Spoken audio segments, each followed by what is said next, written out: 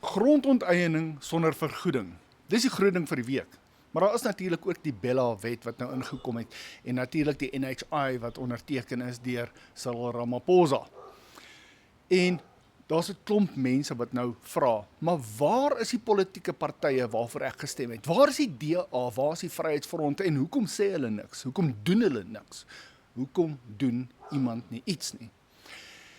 En hier wil ek 'n bietjie praat oor iets wat gebeur het in die GNU, die RNE, die Regering van Nasionale Eenheid, maar ek gaan maar verwys na die GNU toe, want die meeste mense verstaan dit maar so, dieselfde met die NHI, ek weet nie eens wat die Afrikaans verkorting daarvoor is, maar ek los dit daarby. En kom ons vat die hele onteiening van eiendom sonder vergoeding ding wat hulle nou ingebring het. En nou, Dean McPherson het gesê, want onthou, hy is ons Minister of Public Works and Enterprise. So dit val onder sy departement, sy ministerie, om hierdie wette toe te pas op sekere omstandighede. En hy het gesê dat terwyl hy op kantoor is, sal hy verseker dat hierdie wet nie misbruik word nie. Ongelukkig beteken dit nie dat dit permanent so sal wees nie, want die wet is daar. So enige minister wat nou na McPherson daar gaan wees, kan dit misbruik. Gaan dit misbruik word? Ons weet nie. Maar hoe het hierdie wette deurgekom sonder dat die DA of die Vryheidsfront of die ander, selfs die IFP, die ander lede van die RNE, die GNU, nie betrokke was nie? Soos ek verstaan, en soos die DA ook vir ons nou probeer verduidelik en die Vryheidsfront en so, is die ANC, Cyril Ramaphosa was veronderstel om hulle te raadpleeg en te sê, kyk hierdie ding wil ek nou deurset en ek gaan dit onderteken. Maar, hy het dit nooit gedoen nie. Hoekom nie? Want hy het geweet, hy kan daarmee wegkom, want wie gaan hom keer? Hier wil ek 'n bietjie spekuleer en op my eie gedagtes hier vir julle verduidelik en julle wat daar buite is, die experts, want ek is nie expert nie, ek is maar net 'n ou wat ek is 'n gewone ou op straat. Ek soos enige van julle daar buite wat hierdie video kyk.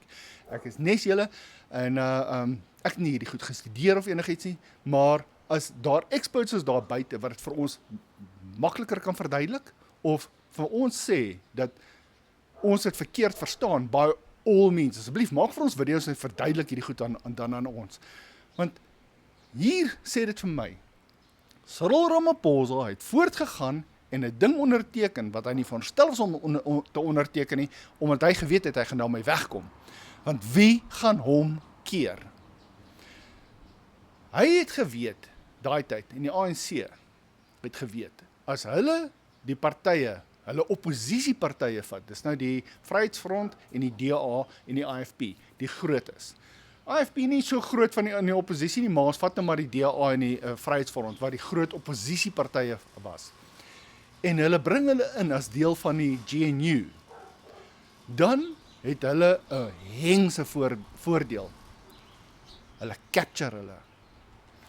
Hoe daai capturing werk is, hulle word nou deel van die GNU, wat beteken hulle is nie meer deel van 'n opposisie nie. Wie is die opposisie op die oomblik? Die MK, EFF, daai ander klein partytjies, wat stof in die wind is. Hulle beteken niks. Want hulle hoor nie regtig oor wat die ANC doen nie, tensy dit iets is wat hulle persoonlik gaan affekteer. So waar is die ander opposisie? Hulle is nou deel van 'n RNE, van 'n GNU, en hulle kan nie regtig opposisie wees nie, want hulle is mos nou deel van hierdie ding. En dit is die slim plan van die ANC gewees in die eerste plek. En Cyril het geweet, en sy ministerie en die ANC en daai mense weet, hulle kan hierdie tipe ding stoomroller en niemand gaan hulle keer nie.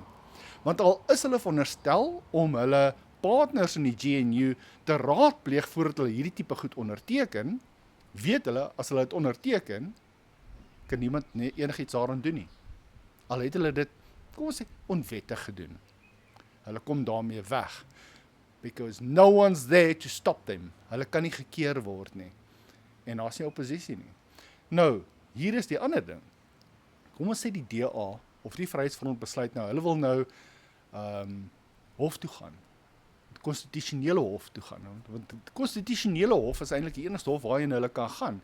Nou wie toe anders kan hulle gaan om te sê, maar wag 'n bietjie, Cyril het 'n ding onderteken wat hy nie eintlik mag onderteken nie, want hy het nie vir ons gevra nie. Boe. Nou huil hulle daaroor, maar hulle het niemand omheen te, hulle het nou niemand anders wat hulle kan draai nie. Hulle kan net aan die konstitusionele hof toe gaan, indien die ding wat geonderteken is, 'n konstitusionele probleem het. En op hierdie stadium is die wet so geskryf, kom ons vat nou die wet van onteiening sonder vergoeding, is so geskryf dat dit konstitusioneel korrek kan interpreteer word. Want onthou, daar is goed daarin wat sê, weet wat, die onteiening kan slegs gedoen word indien daar 'n regverdige proses van kommunikasie was, en dit kan slegs toegepas word indien die party wat onteien wil word, die eiendom wat geneem wil word, daai eienaar nie wil saamwerk nie en nie wil redelik wees nie. Nou daai woord redelik, reasonable soos hulle sê, is 'n baie breedvoerige ding. Dit is breed. Dit kan in soveel maniere geïnterpreteer word, ongelukkig. En dit is waar die wet twee kante toe kan gaan. Die constitutionality soos hulle sê, soos ek verstaan.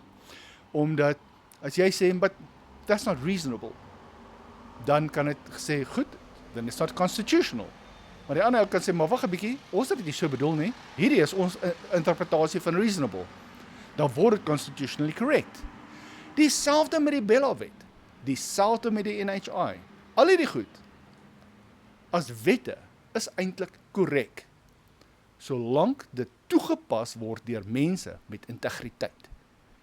Maar ons sit met 'n regering, of 'n regeringkomponent, nie die hele regering nie, want onthou, die GNU is die beheerliggaam van die regering. Die partye binne-in is komponente van die GNU, en hulle stem nie noodwendig saam nie. Die probleem is dat die ANC het 'n beheerende deel van daai GNU en gaan voort en doen die ding net soos hulle wil, asof hulle in totale beheer is van die regering, want hulle kom daarmee weg. Nou, hier is die ander probleem. Hoe kan dit gestop word? Die enigste manier om dit te stop is om die GNU te dissolve, te disband, te sê, goed, hierdie ding werk nie meer nie. Dit gaan dan beteken dat ons nuwe verkiesings moet hou. Dis 'n baie duur proses. Plus, al die ministers, die hele kabinet soos hy nou is, val uit mekaar, het almal verloor hulle werk en almal moet nou weer van voor af aangestel word na die verkiesings. Ongelukkig is al 'n paar van daai ministers, en ek sê nie dit is so nie, maar kan jy nou imagine, nou sit jy in 'n lekker cushy job, kom ons sê nou so ons minister van gevangenisse sit nou en hy kry so 'n lekker R1 miljoen plus salaris 'n jaar, en dis 'n cushy job. Hey, ek wil nie my hierdie job nou verloor nie, so ek wil probeer om die GNU aan die gang te hou. Ons minister van agriculture ook dieselfde. Hy abuse nie power nie, maar hy is in 'n gemaklike posisie op die oomblik. Sy ander ministers ook is in 'n gemaklike posisie. En nou sit hulle, dit gaan nou maar baie moeilik wees om al hierdie goed op te gee en deur hierdie hele proses gaan van 'n hele nuwe regering skep ensovoorts. Kom ons hou maar nog 'n bietjie uit. Kom ons kyk of die ANC nie 'n bietjie integriteit wil ontwikkel nie. En kom ons hoop so 'n bietjie. Die ander probleem is dat enige werk wat enige van die ander ministers wat nie deel is van die ANC in die RNE of GNU wat goeie werk doen. Wat 'n minister van Arts and Culture, minister Gayton McKenzie. Ek het baie respek vir die man. Hy doen goeie werk. Maar wie vat die krediet daarvoor?